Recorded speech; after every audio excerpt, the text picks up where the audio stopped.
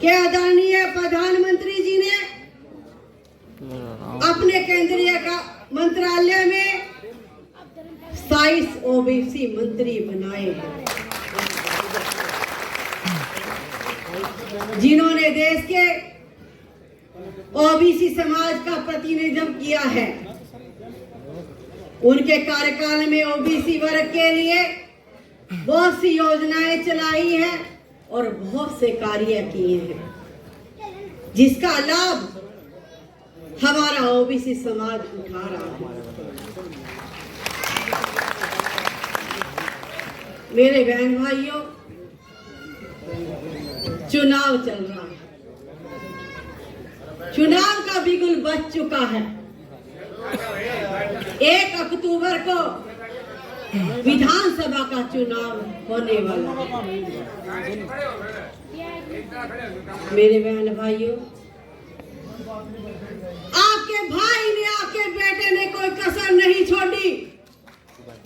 जो कहा वो करके दिखाया। चाहे किसान की बात हो, चाहे मजदूर की बात हो, चाहे गरीब की बात हो, चाहे एक महिला की बात हो, मेरे बहन भाइयों, क्योंकि एक गरीब परिवार का बच्चा है, उसको पता है कि गरीबी क्या होती है और क्या क्या दिक्कतें होती है। और मैं नहीं चाहती जो हमारे परिवारों ने, हमारे बुजुर्गों ने सहा है, वो हमारी आने वाली पीढ़ी सहे। मेरे बहन भाइयों, चुनाव चल रहा है और ये चुनाव नहीं है, ये बहुत बड़ी चुनौती मेरे ओबीसी समाज के लिए है। क्योंकि वो समाज जो बहुत मेहनती है, जिसके ऊपर राजनीति हुई है। भाई साहब अभी बता रहे थे जवान सैनिक कि हमें हमेशा बांट के रखा, तो इसमें कोई दो राय नहीं। मेरे बहन भाइयों, अब ये सुनिश्चित आप लोगों को करना है, क्योंकि समय होता है और समय बार बार नहीं आता। ये समय आप लोगों को दिया है और ये समय आप लोगों को दिया है। इस समय के अंदर मैं सभी अपने ओबीसी समाज के अपने बहन भाइयों को कहना चाहती हूँ, आज ये बहन आप लोगों के बीच में आई है, आप लोगों को जगाने के लिए आई है। मेरे बहन भाइयों, जाग जाओ, आने वाला समय आप लोगों का है। आप लोगों को पता है, आज विपक्ष भी कह रहा है भाई ऐसा बंदा मिलना मुश्किल है। आज कांग्रेस भी कह रहे हैं, और मैंने बहुत नजदीक से सीएम साहब को काम करते हुए देखा।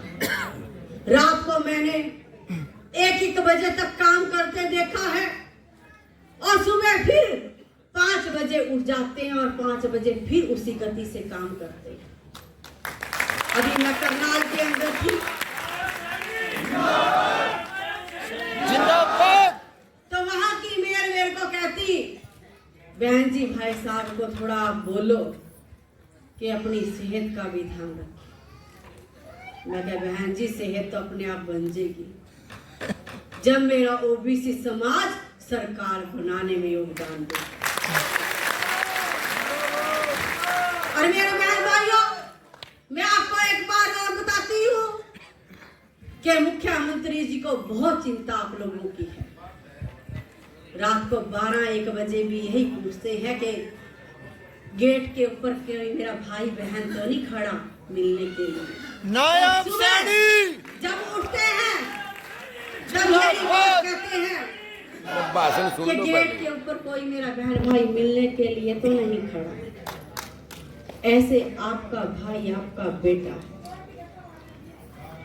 मेरे बहन भाइयों, अभी मैं यमुनानगर के अंदर ओबीसी का सम्मेलन करके आई, तो जैसे पीछे से आवाज आ रही थी, मैंने कहा मेरे को भी नेता नायब सिंह सैनी चाहिए, तो भाई साहब पीछे से बोल रहे हैं, बहन जी भी बता रहे हैं ऐसे।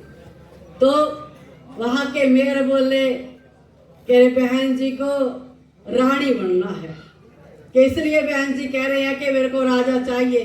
मुख्यमंत्री।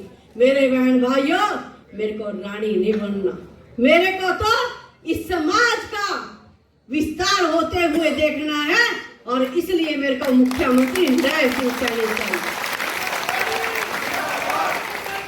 जिंदाबाद। मेरे बहन भाइयों,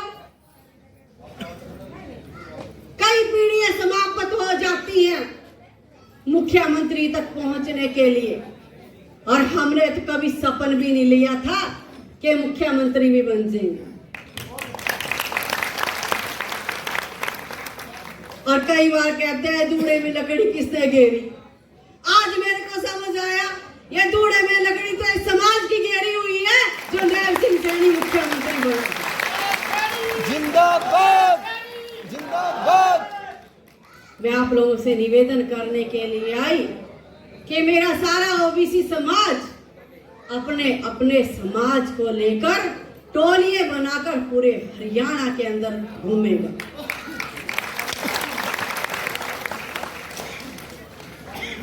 और एक बात और कहूं, जो लोग ये कह रहे हैं ना कि भाई कम टाइम मिला है, मेरे बहन भाइयों, वो टाइम 5 साल का आप लोग देंगे, और क्योंकि आप लोग सुनिश्चित करोगे कि हरियाणा में ओबीसी सरकार बनने जा रही है।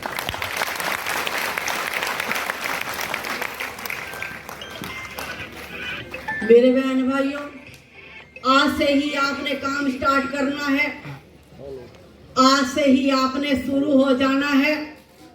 मेरी ड्यूटी यहाँ से खत्म और आपकी शुरू होती है।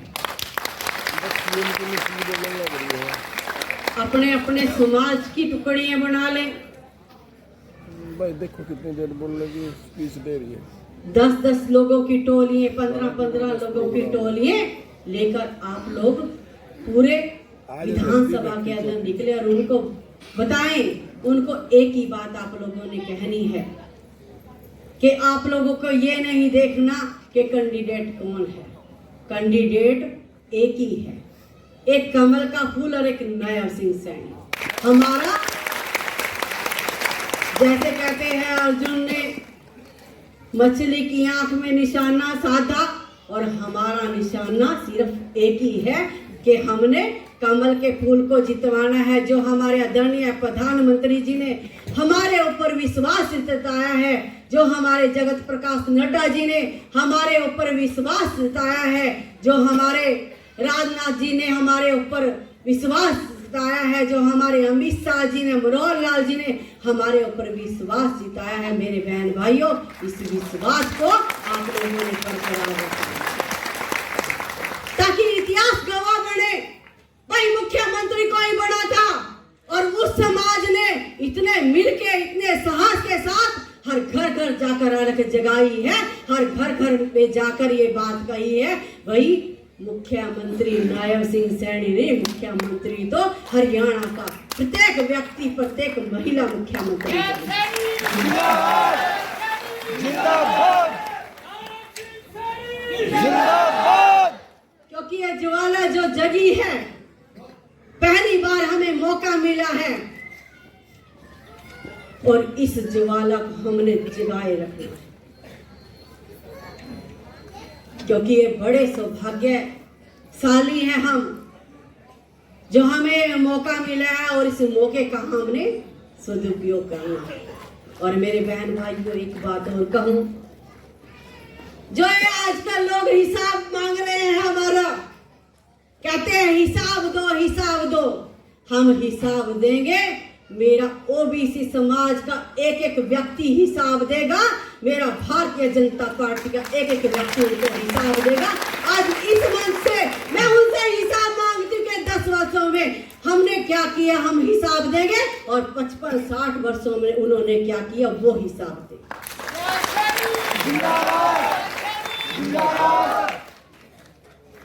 आज कोई मुद्दा नहीं उन लोगों के पास है। अब वो टोल रहे हैं भी नायब सिंह का कोई ऐसा कुछ मिले, क्योंकि सब मुद्दे खत्म। आपके बेटे ने, आपके भाई ने सब खत्म कर दिया। जो वो कहते वही उनके कहने से पहले कर देते। चाहे कर्मचारियों को पक्के करने की बात है। और अभी मेरी कोमल बहन बोल रही थी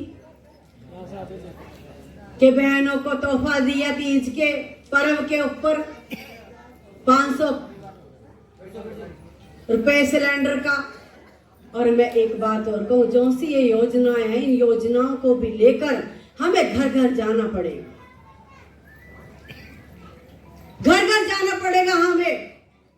क्योंकि मेरे बहन भाइयों, जो इन्होंने अफवाह फैलाई थी कि संविधान समाप्त हो जाएगा, और मैं उसका भी इनको जवाब देती हूँ।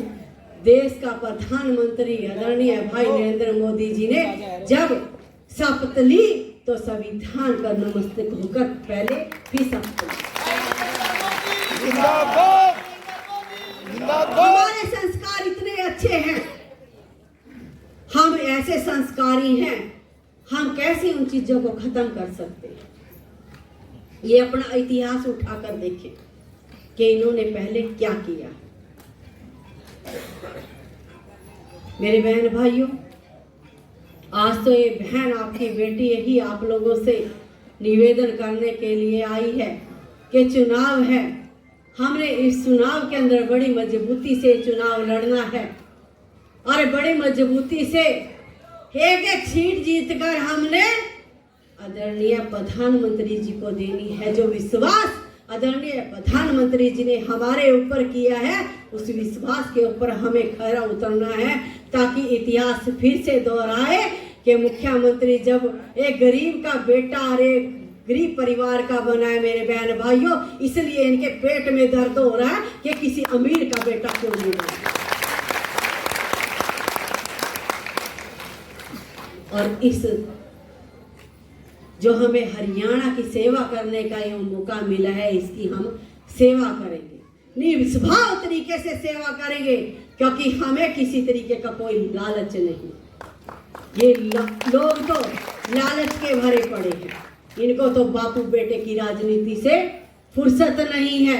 ये भारतीय जनता पार्टी है जिसमें एक कार्यकर्ता को मुख्यमंत्री और प्रधानमंत्री बनाया जा सकता है। मेरे बहन भाइयों, इसलिए बड़ी मजबूती के साथ सबने मिलकर इस चुनाव के अंदर जाना है। और एक एक घर, कोई हमें ये ना कहे कि कोई हमें वोट मांगने के लिए नहीं आया न्याय सिंह के परिवार से। इसलिए हर एक परिवारजनों को मैं कहती हूँ कि आप लोगों ने हर घर के अंदर जाना है और उनको बताना है कि आप लोगों के काम कोई नहीं रुकने वाले, किसी का काम नहीं रुकने वाला, और किसी को कोई विधायक भी देखने की जरूरत नहीं है। सीधे आप मुख्यमंत्री जी के पास आए, सब काम आप लोगों के मुख्यमंत्री जी करेंगे। और आप सब इतनी भारी संख्या में आए, आप सबका दिल की गहराइयों से बहुत बहुत धन्यवाद, बहुत बहुत आभार। भारत माता की जय। जय माता।